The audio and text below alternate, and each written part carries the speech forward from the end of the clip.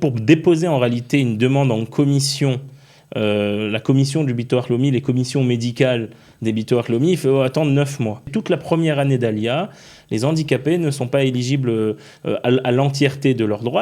Les professions réglementées et les équivalences, les dossiers Qualita, en savoir plus sur l'Alia.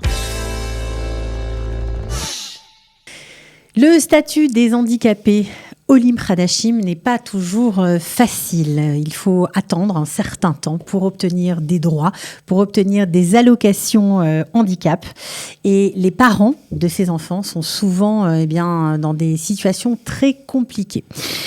Pour en parler, nous avons aujourd'hui deux spécialistes, on va dire, de la question. Nous avons notamment Michael Kandel, qui est coordinateur de l'ALIA et de l'intégration des personnes handicapés en Israël. Et puis, nous avons bien sûr l'ancien député Yom Tov Khalfon qui s'est battu à la Knesset pour qu'une proposition de loi soit établie et pour que les handicapés puissent obtenir leurs droits le plus rapidement possible. Yom Tov Khalfon, bonjour. Bonjour Cathy.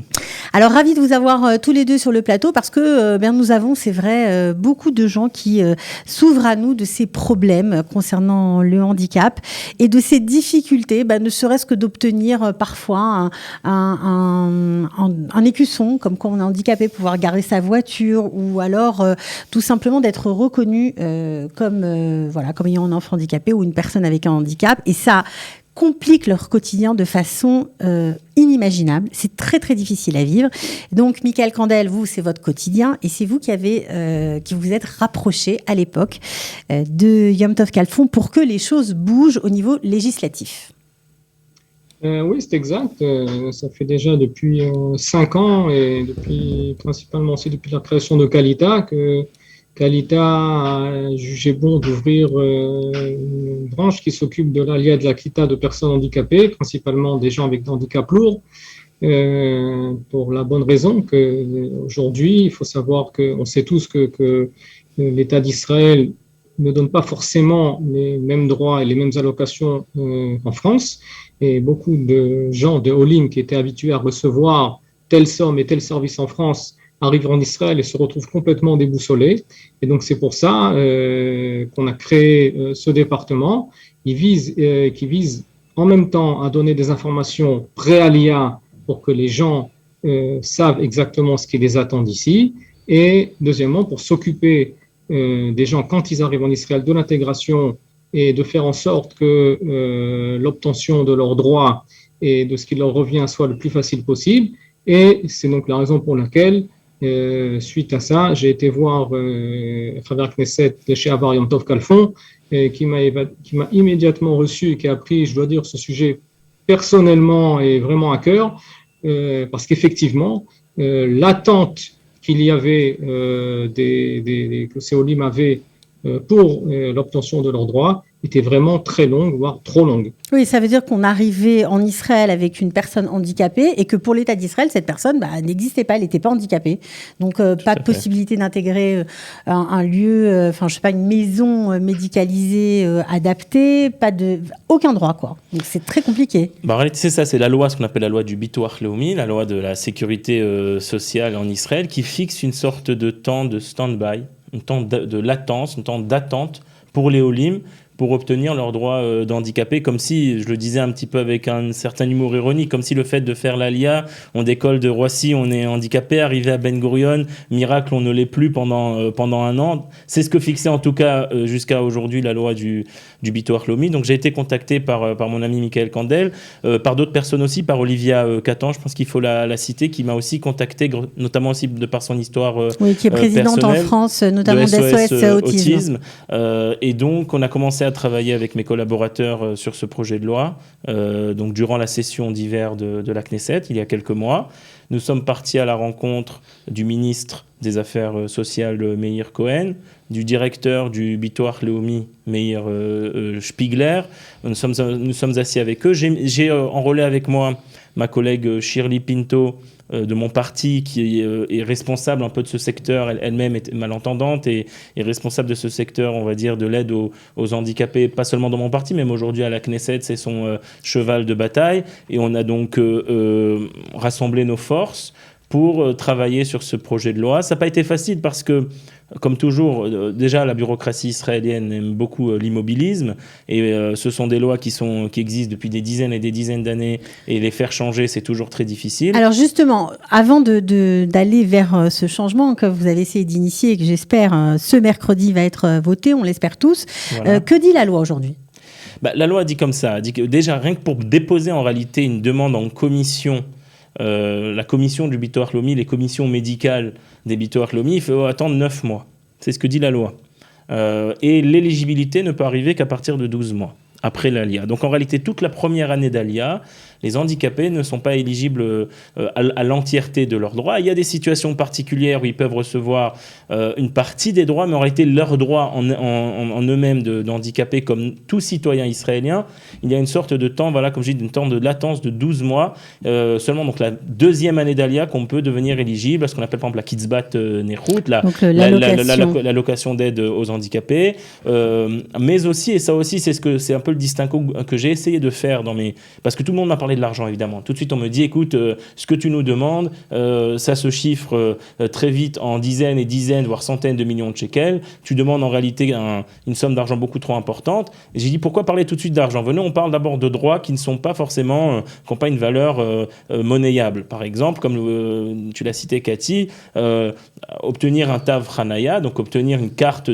d'handicapé pour pouvoir se garer, ça n'a pas vraiment une valeur d'argent, c'est un droit. Et pourtant, ça aide énormément les familles. Ça aide énormément les familles. Il y a d'autres droits qui sont pas exactement... À partir du moment où on a le statut d'handicapé, on peut inscrire les enfants dans des structures scolaires adaptées, qui existent. Elles vont pas être créées exprès pour ces all-in qui vont devenir tout d'un coup handicapés. Mais si on n'a pas ce statut, on ne peut pas. C'est ça, mais sans le statut, on ne peut même pas passer l'étape de l'inscription dans la structure scolaire adaptée. Donc je dis, pas tout est tout de suite ce qu'on appelle la kitzba. C'est pas ce qui m'intéresse, c'est pas tout de suite l'allocation, même si c'est aussi important.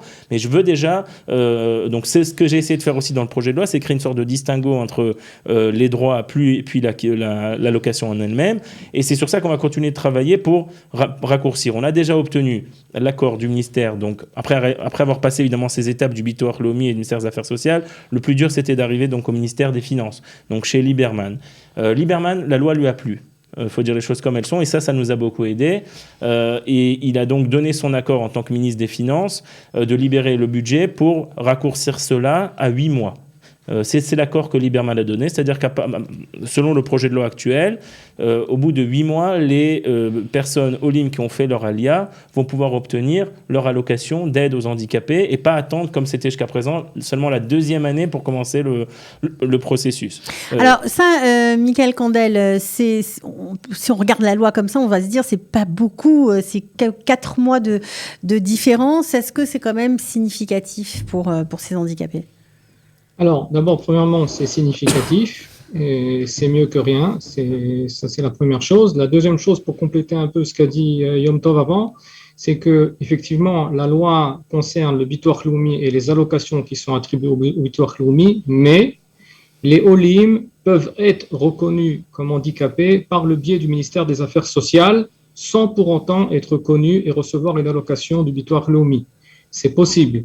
Et non seulement c'est possible, et ça n'a pas à voir, c'est un examen qu'il faut faire, c'est pas un examen, c'est une évaluation qui s'appelle l'évaluation Moshe, et qui peut être fait dès la Aliyah. Et cette évaluation Moshe catalogue la nature du handicap et peut déjà commencer à faire évoluer les choses.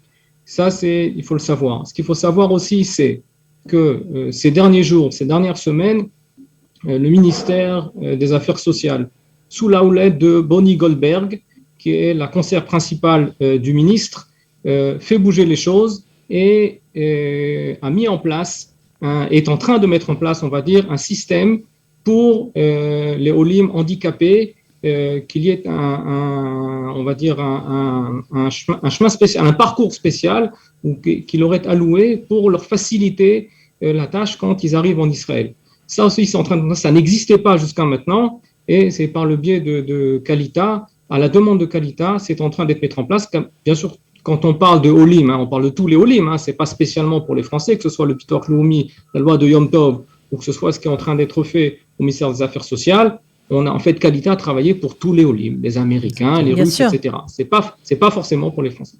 Voilà, donc c'est important de préciser tout ça. Alors vous êtes battu aussi pour que justement le statut, être reconnu comme handicapé, avoir droit à ce statut-là, ça aussi, ça soit raccourci. Alors voilà, on se bat encore pour ça, parce que pour l'instant, ce qu'on a obtenu de Lieberman, et comme je dis, ça lui a plu, il a même dit que c'était sa loi.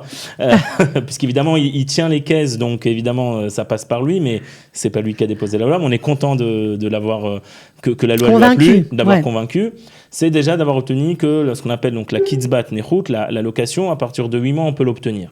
Et même si c'est en période de cumul avec le Sal Klita, parce que ça venait de là, en réalité, cette idéologie de la première année, on ne reçoit pas d'argent du Bitoire Leumi. En réalité, ça se disait, les Olim reçoivent déjà, on va dire, le Sal Klita, on va pas en plus leur donner une aide handicapée. Il y avait une sorte de non-cumul des aides de l'État. Et là, ce qui s'est passé, c'est qu'il peut, oui, avoir un cumul et à partir de 8 mois, recevoir déjà la pension, l'allocation d'aide aux handicapés. Maintenant, moi, sur le volet sur lequel je veux travailler, c'est que pour le statut qui n'a pas un aspect, on va dire, financier, donc comme pour la carte, pour le stationnement et des choses dans le genre, qu'on puisse réduire ça encore plus à 4 mois. Alors, 8 mois, aujourd'hui, c'est 8 mois pour l'instant. Pour l'instant, dans ma loi, c'est 4 mois, mais que toute loi, en réalité, passe en commission. Oui, mais aujourd'hui, qu'est-ce qui se passe aujourd'hui ? Aujourd'hui, le ministère des Finances a donné son accord pour 8 mois pour l'aspect pension. Sur l'autre sujet, il n'a pas encore donné son opinion. Et ça va être discuté en commission. Il faut savoir que la loi, elle passe donc mercredi, on vote à la Knesset en lecture préliminaire, puis en première lecture, et la loi arrive en commission, à la commission des affaires sociales de la Knesset, qui est dirigée par mon ex-collègue Efrat Reiten, que je l'ai fait aussi signer sur cette loi. C'est ça qui est intéressant aussi, parce que on sait que vous n'êtes plus partie de cette Knesset, mais pourtant vous vous battez encore pour faire avancer les projets qui vous tenaient à cœur. Comment c'est possible ? De dehors, tout simplement. J'ai de bonnes relations avec les gens. Efrat Reiten est une amie que je connais depuis très très longtemps. Lorsque j'ai déposé cette loi, vous savez, il y a toujours une guerre de crédit chez les députés, etc. J'aurais pu laisser que à mon nom, que la loi de Yom Tov Kalfon. Auquel cas, elle serait tombée. Auquel cas, vous n'auriez rien pu faire. Donc, j'ai été voir, Shirley Pinto l'a rajouté, mais j'ai aussi été voir Efrat Reiten, qui n'est pas membre de mon parti, elle est membre du Parti travailliste. Mais mon idée était que, vu qu'elle est présidente de la Commission des affaires sociales et que cette loi doit être votée en Commission des affaires sociales, après avoir passé la plénière de la Knesset, mon idée était vraiment de la rallier à la cause pour que ça soit plus facile en commission. Et donc, Efrat est avec moi dans la loi, et l'idée, c'est qu'en commission, elle peut, avec sa force de président de commission, elle peut même, j'ai envie de dire aux différents ministères, non, c'est comme ça et pas comme ça, c'est-à-dire, oui, vous avez dit 8 mois, mais ça va être 4 mois pour les droits. Elle a un droit de regard, et on a le droit d'amender aussi la loi lorsqu'on est en commission. Donc, mon idée est donc maintenant de continuer de travailler avec Efrat, avec Shirley, pour qu'on ait en fin de compte le projet de loi le plus efficace possible et qui vient le plus en aide aux Olim. C'est ça le but. Ok. Ça peut prendre combien de temps si c'est voté ce mercredi ? Jusqu'au vote final, jusqu'à ce que la loi soit inscrite dans le livre des lois de l'État d'Israël, ça va prendre encore quelques mois. Il y aura une tolérance dans les ministères si on sait que c'est en train de... Alors, c'est possible. Premièrement, souvent, ce qui peut se passer aussi, c'est que les ministres, par le biais de décrets, peuvent, sur certaines lois, rendre la loi... applicable tout de suite par décret. Là, c'est pas le cas parce que c'est vraiment Chok Habitoire Leumi et puis il y a vraiment un aspect financier important. On parle d'allocation. Mais par exemple, pour tout ce qui est l'aspect que j'ai dit, le deuxième aspect, comme Michael l'a dit, l'aspect des droits, tout ce qui est sous la gestion du ministère des Affaires sociales, à partir du moment où on est déjà en processus de changement de la loi et qu'on est en processus de raccourcissement des délais, l'idée est que ça pousse vraiment toutes les personnes qui ont une certaine, on va dire, shlita sur des délais, qui peuvent diriger certains délais, de raccourcir les délais. C'est la tendance. Parce que moi, je trouve ça vraiment un peu... cette histoire de 12 mois et 9 mois, etc. Enfin, on est en 2022, à l'ère de l'Internet, où tout doit aller beaucoup plus vite et pas attendre autant de temps pour obtenir ses droits. Juste pour le côté pratique, Michael Kandel, quand on parle d'allocation d'aide aux handicapés, on parle de combien ? C'est variable en fonction des gens ? C'est une allocation fixe pour tout le monde ? Alors, l'allocation du pourcentage ou du degré de handicap qui est accordé par le Bitoire Leumi, si je ne m'abuse, le maximum possible est de 3700 ou 3900 shekels. Par mois. 3700 shekels par mois. faut au moins avoir ce qu'on appelle 40% d'handicap général et 100% d'handicap médical. Après, il y a encore des compléments qui existent s'il y a besoin de gens pour aider, ce qu'on appelle les services spéciaux, en hébreu Shirutim Miuchadim. Il peut y avoir encore des compléments, mais on va dire que l'allocation de base est de 3700 shekels par mois. Bon, alors, elle a été relevée récemment. C'est aussi quelque chose à dire quand même, que c'est aussi une des bonnes choses, que le fait qu'il y ait eu un gouvernement et qu'il y ait eu un budget de l'État, ça a permis de relever l'allocation handicap en janvier dernier. Elle était à 3300, elle est passée à 3700. Elle est censée être relevée encore à l'avenir. L'allocation handicapée, c'est un combat que les handicapés, rien à voir avec les Olim, les handicapés en général ont mené en Israël depuis de très très nombreuses années pour relever ce qui est en fait leur minima vital pour vivre, puisque on parle souvent d'handicapés qui n'ont rien d'autre à part cette allocation. Bon, alors en tout cas, il y a pas mal, je rajouterais juste que comme Yom Tov l'a dit tout à l'heure, il y a pas mal de choses autour aussi, hein. Donc il y a cette carte de handicap pour se garer, il y a des droits pour avoir des voitures qui sont adaptées, pour prendre des chaises roulantes, etc., etc. Donc, on n'est pas uniquement sur une allocation de 3700 shekels et c'est tout. Il y a des droits autour et il faut les connaître. C'est pour ça que Kalita est là et d'autres d'ailleurs. Alors, justement, Kalita et d'autres sont là pour donner. Michael, vous me tendez la perche, vous allez relaisser vos coordonnées parce qu'il y a peut-être des gens qui nous regardent, qui nous écoutent et qui ne connaissaient pas ce département au sein de Kalita. Donc, si vous êtes concerné par ces questions de handicap, si vous-même vous êtes handicapé ou si vous avez un enfant handicapé et que vous programmez l'ALIA, vous êtes déjà arrivé et un peu perdu, vous pouvez contacter Michael Kandel, évidemment. On fait comment? On vous appelle, Michael? Alors, c'est très simple. D'abord, ça peut être Michaelk, M-I-C-H-A-E-L-K, @kalita.org.il. Ça, c'est mon email. Et après, mon numéro de téléphone, je vous le donne, il n'y a pas de problème. 054 7726 727. Vous pouvez m'appeler pour avoir tous les renseignements. Ou alors, si vous butez sur un problème que vous n'arrivez pas à résoudre, même si vous êtes déjà en Israël, je me ferai un plaisir de vous aider de façon bénévole par le biais de l'association de Kalita. Alors, merci beaucoup à tous les deux. Merci, Yom Tov, de vous être battus en son temps pour que, qu'une loi pareille qui va servir à tous les nouveaux immigrants, quelle que soit leur nationalité, puisse exister. J'espère que ce mercredi, les nouvelles seront bonnes. On était ravis de vous avoir. Tout le plaisir était pour moi. Voilà, et on espère que votre message passera, en tout cas que les handicapés seront mieux lotis prochainement en Israël. Tout à fait. Et merci donc à Michael et à toutes les personnes qui nous ont aidés pour cela. Voilà, à très bientôt. Les professions réglementées et les équivalences, les dossiers Kalita, en savoir plus sur l'ALIA.